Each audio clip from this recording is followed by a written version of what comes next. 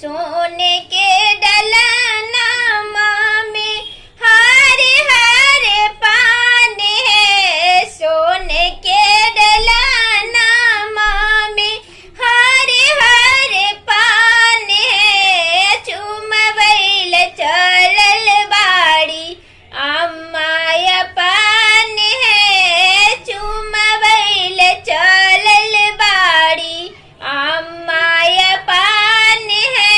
जतने चुमई भोयम्मा उतने आशीष है। जतने चुमई भोयम्मा उतने आशीष है। जिया हो में दुल्हा दुल्हन लाखों बरिस है। जिया हो में दुल्हा दुल्हन लाखों बरिस है। सोने के डलाना में हरे हरे पान है। चुमवैल चलल बाड़ी भाभी पान है। चुमवैल चलल बाड़ी भाभी पान है। जतने चुमई भो भाभी उतने आशीष